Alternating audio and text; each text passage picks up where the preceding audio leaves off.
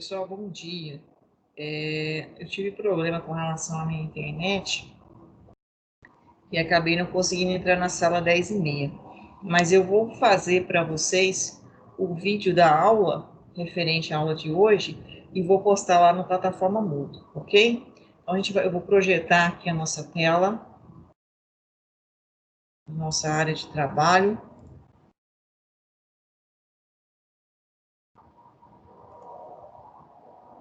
Ok? Projetando então a nossa tela da nossa área de trabalho, iniciando então a nossa aula, né, o vídeo da nossa aula. Anteriormente, pessoal, nós comentamos com vocês com relação à ligação covalente, ligação iônica, né? Nós tínhamos fechado essa questão da polarização das ligações e comentando que nós tínhamos ligações que eram polares e ligações apolares, tá? Então, hoje nós vamos comentar um pouquinho sobre a geometria molecular. O que vem a ser isso, né? A geometria da molécula, que está intimamente relacionado com a questão da estabilidade e, consequentemente, quanto mais estável, menor a energia, como a gente vem sempre colocando isso para vocês. Então, olha, os átomos, né, em uma molécula, eles se orientam de alguma forma, né, das suas ligações, da sua estrutura, tanto no estado, né, de agregação da substância sólida, líquida e gasosa. E essa orientação há condições, inclusive, de avaliarmos, né, a questão da polarização dessa molécula e, consequentemente, a intensidade das interações intermoleculares, ou seja, as interações entre as moléculas. Então, a geometria molecular nos dá todas essas informações. Ok? Quando eu digo, eu tenho, né, a água, H2O, é uma substância solúvel, um solvente universal. Por que, né, a água tem essa característica de ser um solvente universal? Está intimamente relacionado com a sua geometria molecular, tá? Como funciona isso, professor? A geometria molecular, ela depende, né, da disposição espacial dos núcleos dos átomos. Então, em uma molécula, nós temos os átomos ligantes. Como é que eles vão se dispor? Qual que é essa disposição? A repulsão dos pares eletrônicos das ligações ou pares livres nos átomos. Isso é importantíssimo. Repulsão. Lembra? Eu tenho que ter uma menor repulsão para eu ter uma menor energia e uma maior estabilidade. Então, a teoria da repulsão eletrônica dos pares de elétrons das camadas de valência. Então, o que diz isso, essa teoria? Ela diz que a geometria de uma molécula, com base nas repulsões eletrostáticas entre pares de elétrons, ligantes e não ligantes. Ou seja, se eu tenho um par de elétrons que é ligante, né, conforme a gente viu anteriormente, só voltando aqui um pouquinho, né, aqui na molécula do HCl, eu tenho aqui pares de elétrons que não são ligantes. Deixa eu pegar aqui o vermelhinho, né, senão não vai funcionar. E eu tenho aqui o par de elétron ligante.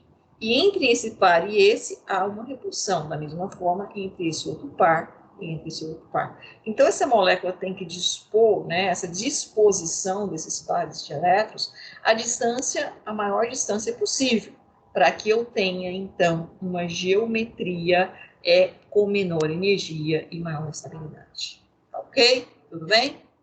Continuando aqui. Como que eu posso ter uma previsão, né, da geometria molecular? Eu vou estar, como nós falamos, repulsão por pares de elétrons de valência. Então, RPEV, né, que significa repulsão por pares de elétrons de valência. Quando eu tenho uma geometria linear, logicamente, né, se eu tenho uma molécula, eu apresentei essa molécula para os senhores na última aula, inclusive, carbono, C dupla O, falamos da carga formal, né? E falamos que aqui nós tínhamos uma geometria linear, que é um ângulo de quanto? 180 graus. Não foi isso? Só retornando aqui anteriormente no nosso material aqui da última aula, que nós conversamos com vocês. Deixa eu pegar ele aqui. né? Quando nós falamos, por que a estrutura é estável, né? O C dupla O, C dupla O. A gente falou na questão da carga formal, né? Que menor a carga formal, menor energia e, consequentemente, maior estabilidade. E aí a estrutura era essa, e nós tínhamos comentado que o ângulo era de quanto? 180 graus. Foi isso? Então, voltando aqui. É exatamente nisso que nós paramos aqui, né? É 180 graus. Mas eu posso ter também uma geometria trigonal plana. E como é que é no caso? No caso da geometria linear, eu tenho dois pares, né? De pares de elétrons de valência, no caso, e, consequentemente, um ângulo de 180.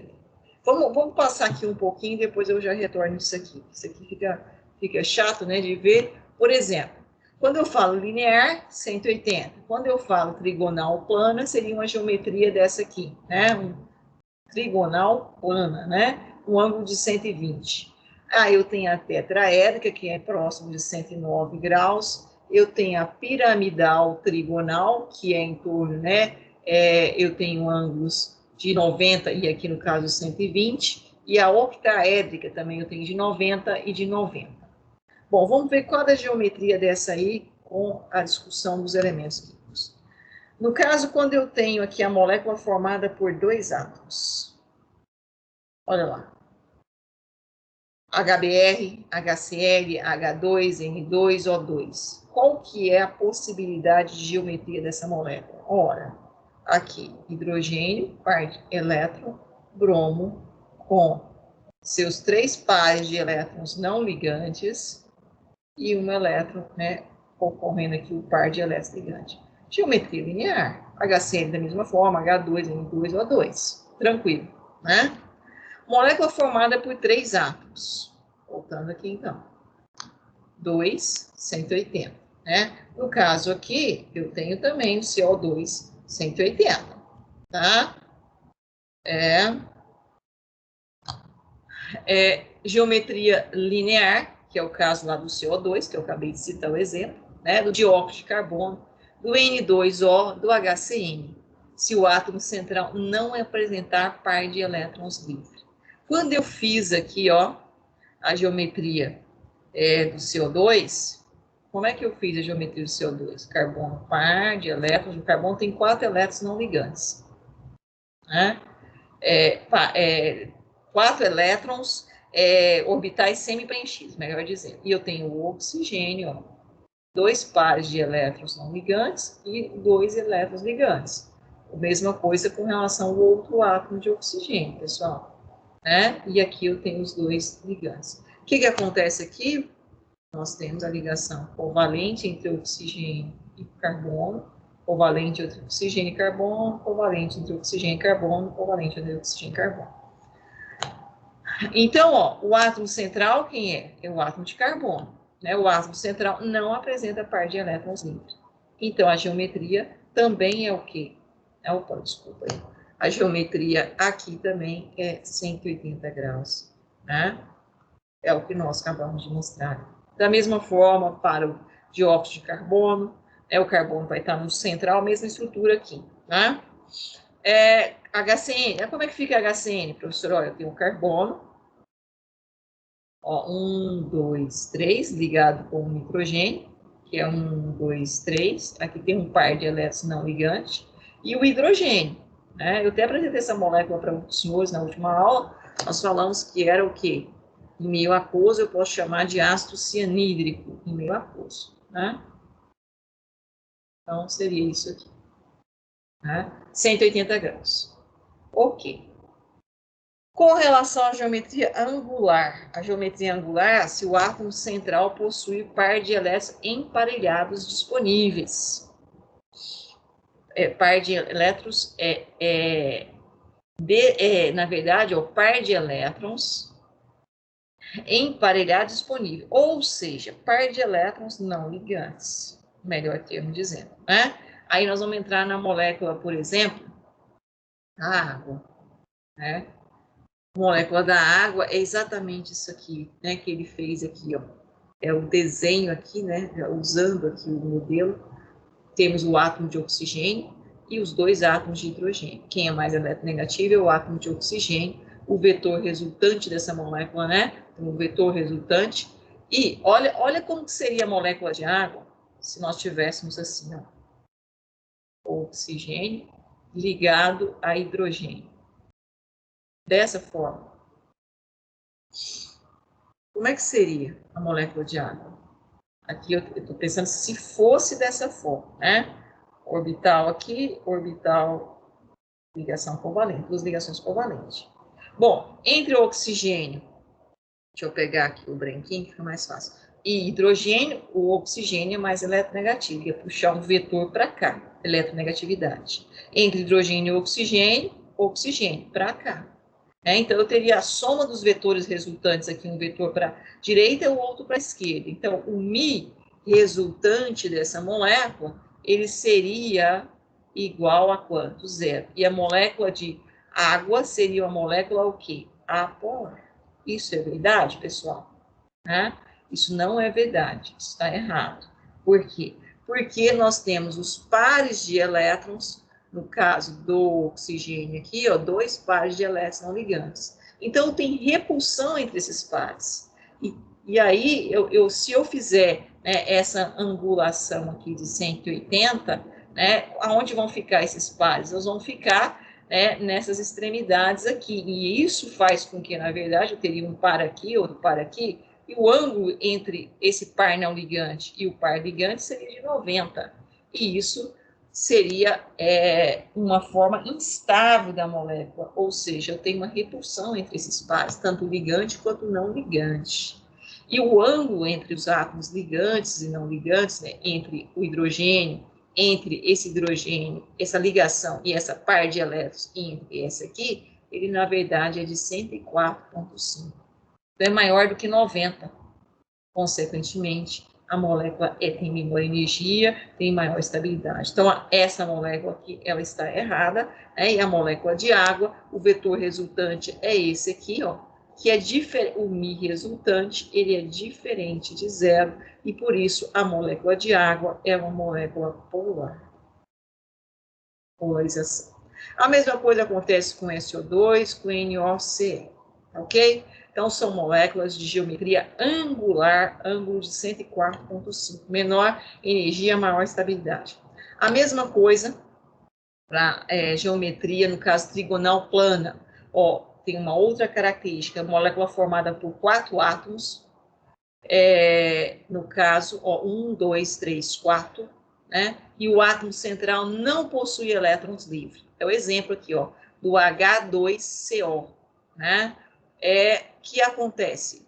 Nós temos o átomo de carbono como átomo central, com dupla ligação com oxigênio, simples ligação com hidrogênio, simples ligação com hidrogênio. Então, átomo central, sem par de elétrons livre, ligante, não ligante. E, consequentemente, a geometria dela é trigonal plana e tem uma maior estabilidade, certo? Com uma angulação de 120 graus. E no caso, quando eu tenho um átomo central, possuir elétrons livres, né? Olha lá como eu tenho essa estrutura aqui, ó, também 1, 2, 3, 4 átomos ligantes, né? Olha lá, 1 e 3 cloro, 4, 1 mais 3 iodos, 4, e assim por diante. 2 cloro, 1 oxigênio e um enxofre. Também continua com a mesma condição. São 4 átomos ligantes. Porém, agora o átomo central, ó, lembra? Vou pegar essa molécula aqui que é a mais simples. Está aqui ela já, ó. Nitrogênio. Nitrogênio lá tem 5 elétrons na camada de valência, ó. Aqui está 1, 2, 3, né? Consequentemente, 5 elétrons, sendo esse fazendo uma ligação com hidrogênio, com hidrogênio, com hidrogênio, e sobrando um par de elétrons livres. Diferente da anterior, que não sobra par de elétrons livres. Consequentemente, é trigonal plana. Quando sobra par de elétrons livres, é piramidal. Né? Piramidal ou pirâmide trigonal. Por quê? Porque eu tenho uma repulsão. Lá o ângulo era de quanto? 120 graus. Aqui o ângulo já fecha um pouco. O ângulo é de quanto? 107 graus. Por que isso? Porque eu tenho aonde é a condição que eu tenho menor repulsão tanto do par de elétrons ligante, desse par de elétrons ligante, quanto do par de elétrons não ligante. Certo? E aqui é um modelo, né, da forma estrutural, e é um modelo em bola que a gente fala, né, em pinos e bolas, né, que é a pirâmide trigonal. É uma representação disso, pessoal.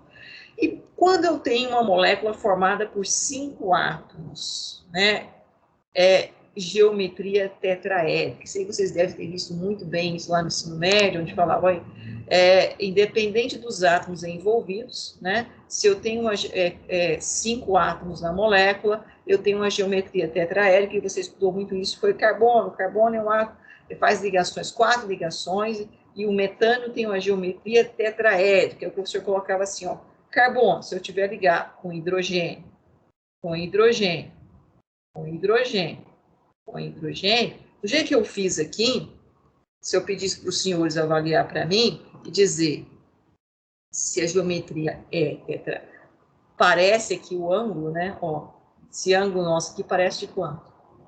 Opa, desculpa aí, gente. De novo, o professor esqueceu. Esse ângulo nosso parece de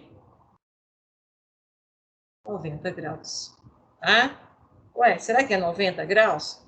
Não, o ângulo não é 90 graus. Qual é o valor do ângulo? O valor do nosso ângulo é 109 graus e 28 minutos. 109 é maior que 90, não é? Então, a distância, esse aqui, ó, tem par de elétron não ligante? Não, são pares de elétrons ligantes, ó. 1, 2, 3, 4. Porém, a 90 graus, eles estariam mais próximos do que 109. Então, ela se reorganiza de uma forma que todos os ângulos aqui sejam de quanto? De 109 graus e 28 minutos, né? E isso dá uma geometria tetraédrica. Faz com que a molécula tenha menor energia, menor repulsão e maior estabilidade, tá? Ok?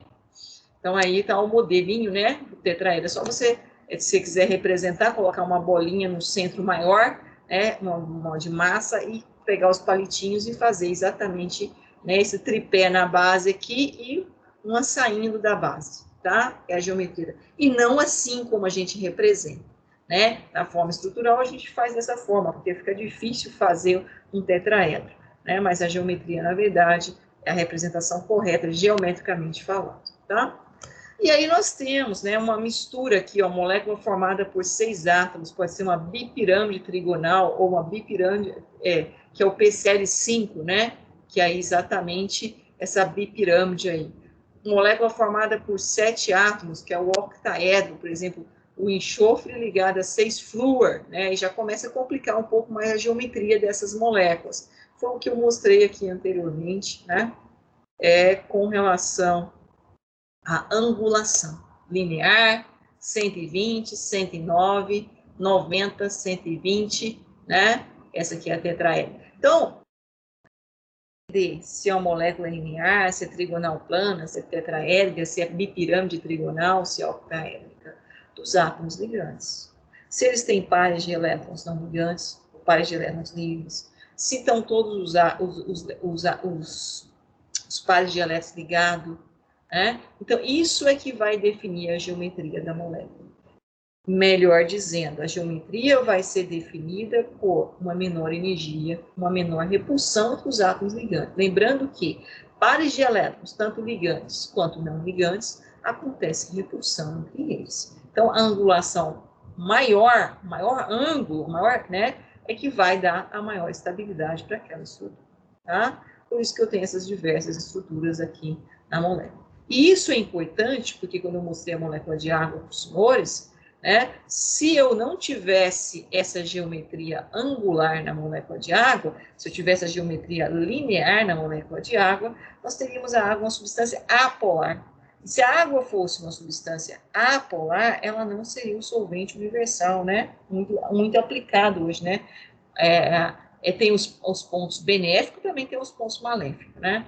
Mas a água é o nosso solvente universal, e uma das características que faz com que ela seja o solvente universal está relacionada à sua polarização. E essa polarização é simplesmente por causa da geometria da molécula. Ok? Tudo bem, pessoal? Seguindo aqui em frente, né, a gente vai fazer um resuminho aqui. Né? Então, com relação, aqui tem um resumo, né, das ligações simples, com relação aos elementos que compõem a tabela periódica, qual seria a geometria. Então, é só para vocês, né, relembrarem quando tiver uma dúvida. Mas isso, na verdade, o importante é ter entendido aqui que a gente mostrou anteriormente, tá? Então, fica aqui esse resuminho que eu acabei de mostrar para vocês. Por exemplo, se eu tivesse uma geometria, né, uma molécula uma macromolécula, né, que é, por exemplo, essa molécula aqui é o ácido pantotênico, né, é a vitamina B5. Olha aí a complexidade da molécula. E aí, professora, como é que eu vou determinar a geometria? Olha, eu tenho que ir em cada átomo de carbono e definir, né, em cima desse átomo de carbono, tá? E, logicamente, todos os átomos de carbono, olha lá, tá tudo em amarelinho, né, que ele definiu, são todos o quê? Tetraédrico. Vermelhinho é o quê? É o nitrogênio, lembra? Tem par de elétrons livres, então é piramidal. E o azulzinho, e o roxinho, na verdade, é o oxigênio. O oxigênio, ó, ligado a hidrogênio e carbono, mas lembra, tem pares de elétrons livres, então é o quê? Angular. Então, na verdade, cada átomo que compõe a molécula, com os seus ligantes, define uma geometria. E isso faz com que a geometria final da estrutura tenha menor energia, maior estabilidade. Certo? Aqui também a gente tem um resuminho das moléculas, o que seriam moléculas apolares e o que seriam moléculas polares. Isso é muito importante para a gente entender a questão das forças intermoleculares. Então, no caso das moléculas apolares, por exemplo, a linear, ela é uma molécula o quê? Apolar, nesse caso aqui, tetraédrica, eu também tenho um vetor, né, puxando aqui no caso do cloro, esse outro átomo de cloro, cloro e cloro, consequentemente, o vetor resultante é igual a zero. Quando eu tenho a soma dos vetores resultantes da molécula, as forças entre os átomos, com somatório igual a zero, eu tenho uma molécula apolar. Quando essa soma é diferente de zero, eu tenho uma molécula polar. É o caso da molécula de água, que a soma é o vetor resultante, é diferente de zero, então eu tenho uma molécula polarizada. Ok, pessoal? Força de ligações secundárias, né? Então, nós falamos das forças de ligações primárias, que são as ligações iônica, covalente e metálica, e as secundárias, professor, são as ligações entre as moléculas. Como que funciona isso? Né? Fazendo um resuminho aqui, nós temos as forças intermoleculares, forças, né, de Van der Waals, ou Van der Waals, né, que o pessoal chama, também forças de dispersão de London, né? Existem entre todos os tipos de moléculas, exemplo, principalmente as apolares, principalmente nas moléculas apolares. Já o dipolo permanente, né, são moléculas polares. E o dipolo, né, eu tenho também em moléculas polares, que nós vamos estar comentando um pouco melhor essa questão aqui dessas moléculas polares em especial. Tá? Então, essa força de dispersão de London é a mais fraca de todas as forças intermoleculares. Mas por quê, professora, que ela é a mais fraca de todas as forças? Porque elas são chamadas de dipolo induzido, dipolo induzido. Como funciona isso, então? Né? E aí eu tenho aqui, ó, falando que é um denominado dipolo instantâneo. Então, só vou destacar isso aqui, porque a hora que os senhores vão estudar, os senhores não esquecerem, tá? Então, é o dipolo instantâneo, tá? Temporário, né? Olha o exemplo aqui, ó. Deixa eu só puxar aqui. Ó. Eu tenho aqui, por exemplo, uma molécula apolar. Vamos compor lá o modelo aqui, senão fica difícil, né? Uma molécula apolar. Qual que seria uma molécula apolar, professor? Cloro ligado com cloro, por exemplo. É uma molécula apolar.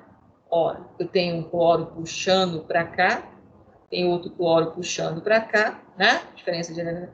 O Mi resultante, o vetor resultante, ele é igual a zero. Então, essa molécula aqui é uma molécula o quê? Apolar. Certo? E aí, professora, você colocou aqui ó, uma densidade de carga positiva, uma densidade de carga negativa. Como que funciona isso? Ora, eu tenho uma densidade de carga negativa aqui instantânea e eu tenho uma densidade de carga positiva aqui instantânea. Quando que isso vai acontecer? Quando esse par de elétrons estiver mais próximo desse átomo de cloro. Mas, temporariamente, esse par de elétrons também pode estar mais próximo desse átomo de cloro. E aí, essa polarização inverte. Aqui fica negativo e aqui fica positivo. Por isso que nós chamamos aqui anteriormente de dipolo que é instantâneo. Essas nuvens, né, por instante, as nuvens ficam o quê? Distorcidas, fica indo e voltando, indo e voltando.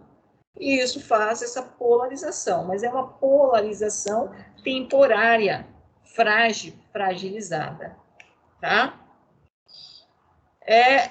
Então, consequentemente, essa polarização fragilizada, essa polarização é induzida resultando em forças de atração entre as moléculas. Uma molécula de cloro atrai outra molécula de cloro e assim por diante. Mas, né, essa força de atração é uma força frágil, tá? Por isso que eu falo de polo induzido. Então, as dispersões de Londres, elas dependem do número de elétrons, do tamanho da molécula, da forma da molécula. À medida que o raio atômico aumenta, aumenta o número de elétrons. À medida que o raio atômico fica maior, né, as forças de dispersão de Londres são mais fortes. Quanto mais atração eu tenho aí entre cargas positivas e cargas negativas. Ok? Já o dipolo permanente, né, são responsáveis pela atração entre moléculas polares. Exemplo, vamos dar um exemplo aqui.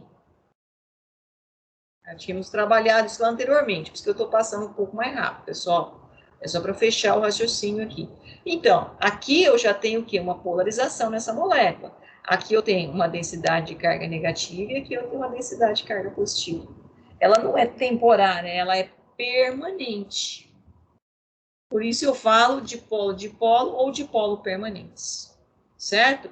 E isso faz com que eu tenha uma atração mais intensa entre as moléculas, né? De HCl com HCl com HCl e assim por diante, fazendo com que, né, eu tenha uma estrutura, qual das, né, a molécula é mais polar. Então, conforme eu tenho um momento de polo aqui, aí eu teria que calcular, né? Depois vocês vão tentar fazer isso. Isso aqui é a butanona, né? E isso faz com que essa estrutura, né, seja mais estável, ok? Ou seja, eu gasto uma maior energia para romper as ligações entre as moléculas. E a última delas é um caso especial da força de dipolo, que é o dipolo permanente, só que esse dipolo permanente é tão resistente, tão forte, né, que ele entra numa outra categoria, que é chamada ligação de hidrogênio, antigamente chamava pontes de hidrogênio, hoje chama-se ligação de hidrogênio. Quando que acontece? Por exemplo, a molécula essa aqui é a molécula de água, H2O, H2O com H2O, H2O, H2O, H2O. O que acontece entre essa molécula de água com a outra molécula de água? O oxigênio dessa molécula, vou mudar a cor aqui. O oxigênio desta molécula, ele sofre atração pelo hidrogênio da outra molécula de água. E o hidrogênio desta molécula de água sofre atração eletrostática para outro oxigênio da outra molécula de água. E isso vai fazer numa estrutura de atração, né, uma ligação polarizada tão forte, para eu romper essa ligação, logicamente quebrar a molécula de água, né, os pontos de ebulição dos compostos com ligações HF, HO, HN, são altos, indicando que as interações são elevadas. Qual é a temperatura de ebulição da molécula de água a nível do mar? 100 graus Celsius. Né? E isso está relacionado com essa força de atração aqui entre os átomos ligantes de uma molécula com os átomos ligantes da outra molécula. Então, são as interações intermoleculares que definem, né? Quer dizer, eu tenho uma geometria e a partir dessa geometria eu tenho as interações intermoleculares, que vai definir, então, né, as particularidades da substância com relação à volatilidade, com relação à solubilidade, com relação às particularidades da propriedade específica da matéria. Está intimamente relacionado com as ligações entre os átomos e com as ligações entre as moléculas. Isso é muito importante na área dos senhores. Tá ok, pessoal? Não, eu estou voltando aqui só um minutinho, tá? E aí, a gente encerra, então, essa discussão aqui com relação às ligações que estavam faltando, tá? Como nós tivemos problema com a nossa internet, eu resolvi gravar, só voltando aqui no Teams, só um minutinho. vocês forem assistir, né?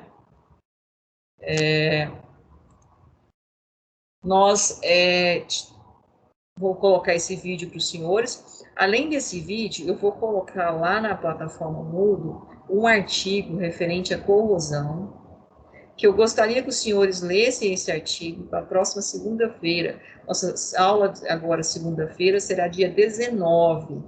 Não, a próxima segunda-feira é feriado, dia 12, então será 19 de outubro, onde a gente vai fazer a discussão desse artigo e ainda vamos dividir, né, em 3 grupos para fazer as apresentações finais com relação à disciplina de Química Geral.